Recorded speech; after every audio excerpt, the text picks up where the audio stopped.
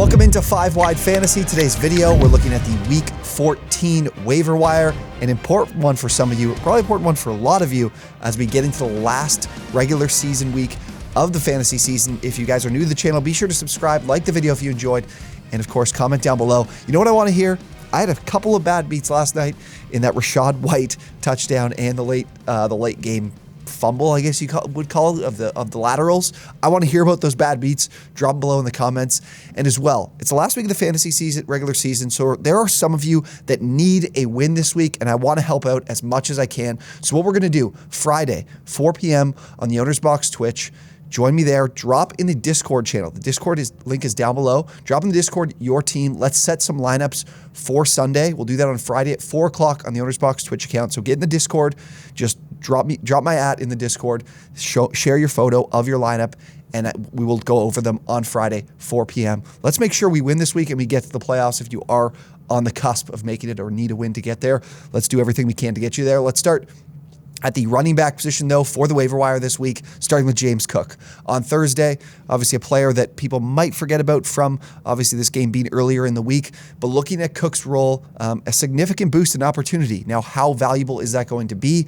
We take a look at the snaps to start with. Singletary, 33, Cook, 32, and Nyheim Hines, 23. And then at rushing attempts, Cook led 14, Singletary 13, Hines 2. And then routes run, Cook 15, Singletary 13, Hines 10. So obviously this is still going to be a share. Hines' role, the acquisition of him hasn't really had a significant impact. He's getting a little bit of routes run here, but he's not getting many touches. But it was impressive to see Cook take over and get majority of rushing attempts and routes run. Now, I am a little bit worried in terms of, I'm not sure they completely trust him in the number one role, because we did see in like short down and distance on third down or in the red zone, we did see Singletary working in some of those important touches. So I don't think Cook has completely taken over, but I do still think this is a valuable rushing offense, surprisingly, to get involved with. The Bills do rank 20th in rushing rate, for about 40%, but they're 13th in rushing attempts per game, 26.8 per game, and they're on the cusp of being a top 10 team in running back targets per game. So there is value to the lead back in this offense, being one as well that is one of the best scoring offenses in the NFL. And if you look at the remaining schedule, it doesn't look too enticing, but none of them top 10 in fantasy points allowed to running backs. We got the Jets at 11th, the Dolphins at 14th, the Bears in the semifinals of your fantasy playoffs at 28th, and then the Bengals to close out the fantasy season at 12th. So some potentially good matchups. Cook is certainly someone I would add just on the pure speculation of potentially we could see an even further separation for him. This was that initial step, so I'm definitely looking at him, definitely looking to spend some fab just with the value that this offense provides. Another running back here of the three we have, DJ Dallas. He's 4% rostered right now. We had the ankle injury to Kenneth Walker, and Pete Carroll, I've been reading up, was talking about it as an injury he hadn't seen before. He called it an ankle strain. So I do think with these ankle injuries, we are unlikely to see him this week. But DJ Dallas suffered an ankle injury, but was able to come back, and Carroll really gave him credit for being able to gut it out and play. Led the running backs with 32 snaps. And he's competing with Tony Jones Jr., who we've seen in New Orleans in the opportunity to have kind of a lead role. He did nothing with it. We've seen Dallas in this role before. I think he can be serviceable. And the big thing here is I don't see a lot of long-term value for him. I do think we're going to see Kenneth Walker try to gut through this and play through this. I just don't think it's going to be this week. A matchup with Carolina is ahead. They're 25th in fantasy points allowed to running backs. And of course, we have the opportunity here for a positive game script for their running game, which could be beneficial and could lead to some fantasy points. Dallas is going to be widely available. If you're in a deeper league, I do think you can look to add him and spend a little bit of fab, potentially some priority. I wouldn't spend the number one priority on him probably, but the positive game script here could lead to some touches. But of course, the speculation is there as to how healthy he will be for this team, and that could kind of lead to a player you add that won't really return much of any value. Let's get to a stash, though. Jordan Mason, 15% rostered. He secured the number 2 role in this offense behind Christian McCaffrey. And I think that's one to pay attention to and one that is important to look at.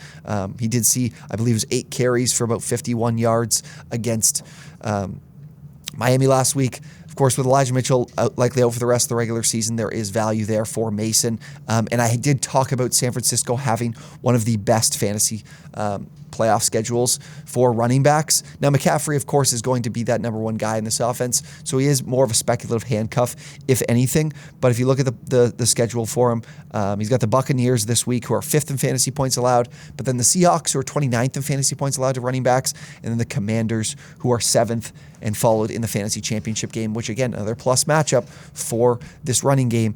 The Raiders come in there, who are 26th. So there's a potential that if anything happens to Christian McCaffrey, Mason would be the number one guy, because, again, this team, all they could really do is go to free agency and look to add any players there, and I don't think they'll be looking to those guys over Mason, who's been in this offense all season. So really an ad that is someone who could potentially come in as a handcuff, and really nothing more. But he could see some of this Elijah Mitchell role and get some work, but I don't think they trust him enough to give like the Elijah Mitchell role in terms of in the red zone, inside the 20, that bruiser. I think they'll just kind of make McCaffrey that guy on all 3 downs, but he will spell him at times. Wide receivers, I got 2 for you. One we've already talked about before. 2 of these guys, we talked about both of them before. Nico Collins. Cook seems to have little interest in playing out this season. He didn't play this week because of a calf injury that came up late in the week. He's talked about how he wishes he wanted to be traded. He doesn't want to be there. And I think that's leaking over not into only his play, but also his motivation to actually take the field in general. And we're seeing Nico Collins benefit from that. He's almost 30% rostered, 29%. So we have talked about him before, and he is picking up his roster percentage. But if you look at the last 4 weeks, 35 targets, 19 receptions, 176 yards, and 2 touchdowns. Those 35 targets, that's 8.8 targets per game for Nico Collins. So some really good volume here in terms of opportunity. And with Cooks, his role is just kind of deteriorating. Even if he is on the field, I do see Collins from these last few weeks playing with Cooks, his target volume is still there. And then we talked about the Texans as another team with a great playoff schedule for wide receivers. We talked about him in that video a few weeks ago. The rest of the season schedule is incredible for the Texans. Cowboys, who are 17th in fantasy points allowed to wide receivers, but the fantasy playoffs, the Chiefs, 30th, the Titans, 32nd, and the Jaguars, 26th. All very plus matchups for this passing game, and a team that is likely to be in tons of negative game scripts where they need to throw the ball. Do we continue to see Kyle Allen? Does Davis Mills come back in? I don't really know, but regardless, we have plus matchups here for the wide receiver position. So that makes Collins a really, really good ad, and potentially a player, that could, in your deeper leagues, this is a guy that could win you your league. Honestly, in these matchups where if you're running 3 deep in the flex spot or 3 deep at wide receiver that are starting, he could be that guy. Next wide receiver, we're going to Elijah Moore, a guy I talked about last week as someone you don't want to add. He is 31% rostered right now, but the reason that I said we didn't want to add Elijah Moore is we did not see the increase in routes run. He was still not getting on the field enough, but now we finally see it from Moore.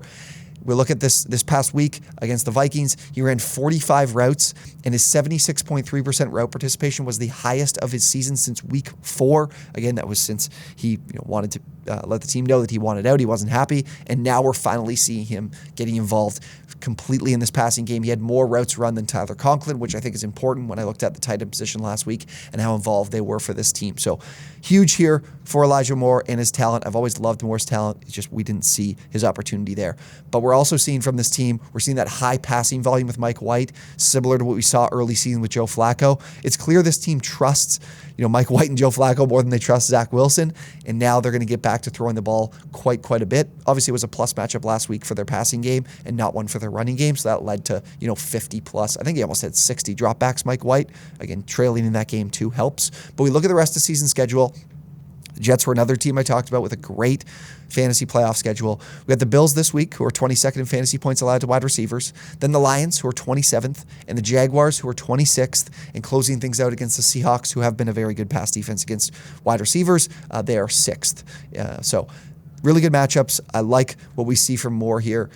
He is now someone that I do want to add because I do see the entire, Jets receiving core between him, Corey Davis, who we talked about last week, and Garrett Wilson having a solid finish, really solid finish. Why we talked about Garrett Wilson as a league winner to finish out the year.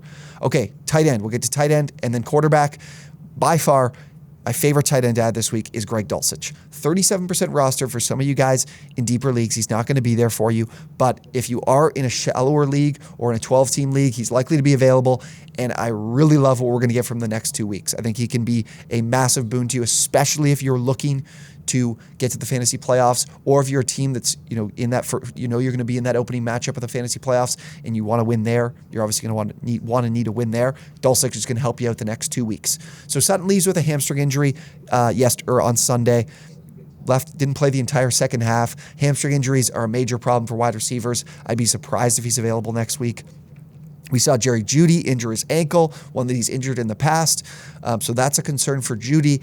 I don't think both of these guys will be back next week. Potential for Jeudy to be back. I don't think Sutton will be back. If both of them are out, then that's even bigger news for Greg Dulcich. But Dulcich led the team in routes run last week. He went 7 targets, 6 receptions, 85 yards. Love to see that. But the number one thing I love here, and the thing we're going to pay attention to, the thing I'm doing the research for you guys on, so you guys can just watch the video, get this information, and get these guys on the waiver wire. The next 2 matchups. Kansas City is next, who we mentioned have not been good against wide receivers, and Dulcich could be in that wide receiver role here if they're missing both of these guys. The second matchup, though, that opening week of the fantasy playoffs, Arizona. They have been the worst team in the NFL against opposing tight ends. They're 31st in fantasy points, only ahead of the Seattle Seahawks, but they give up the most yards per game to tight ends. 73.3 yards per game to tight ends. No one else is even close to this team in yards given up to tight ends. So go add Greg Dulcich. He could be a massive boon to your team for the next 2 weeks off the waiver wire. Okay, quarterback. I think one probably a lot of us are expecting to talk about, Tyler Huntley, 2% rostered. We've got Lamar Jackson, his injury. Harbaugh is one that keeps things tight to the vest. He's saying that Lamar Jackson is week to week. And I expect him to miss this week. I don't expect him to play. Huntley is going to run that same offense for this team. We've seen it in the past. He replaced Lamar Jackson for 5 games last year.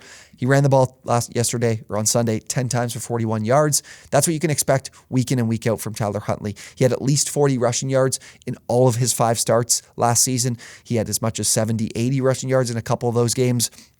He's going to give you a terrific floor. You definitely need to add him. And if you're in a super flex league, a 2 QB league, if he is still available, if he is out there, if nobody has him kind of stashed away, very high priority add, very high. Because if you look at this rest of season schedule for the Ravens, yet another team I talked about for the past game is really plus. We're looking at the Steelers this week, who are 25th in fantasy points allowed to quarterbacks. The Browns, who are 11th, but you look at this defense, it hasn't been good against the run either, so Huntley can have some success there too. The Falcons, who are 23rd in fantasy points allowed to quarterbacks, and then the Steelers, again, to close out the fantasy playoffs, who are 25th. So some great matchups for Huntley. We don't know how long he's going to be the starter for this team. It could be just this week, which I think he can still give you great value and can give you what Jared Goff gave us last week. But if it extends and it's longer, we've got some great matchups and great reason to hang on to him for the rest of the season. So I would be looking to add Huntley for sure this week. All right. That is all the players for this week on the waiver wire. Again, like we mentioned at the top of the show, make sure you go join the Discord. We're going to go Friday, 4 o'clock Eastern, on the OwnersBox Twitch account. We'll run through a bunch of your lineups, set your lineups for this final week of the regular season for those of you guys that need a win. So again, that link will be down in the description to the Discord to come join, and then just shoot me a message in the Discord with your lineup. And as well, I didn't even mention it at the top of the show, go check out our partners over at Betfred. They sent us out to the Bengals game this weekend. We're dropping an awesome video on that. Can't wait for you guys to check that out. Had a great night at the Bengals game. So if you go sign up at Betfred, deposit $50, bet $50, they're going to give you $250 in free bets. That link is down below in the description. If you're in Ohio, they're coming to Ohio on January 1st, so make sure you go sign up at Betfred. That link, again, down below. Thank you guys for watching, and we'll see you on the next one.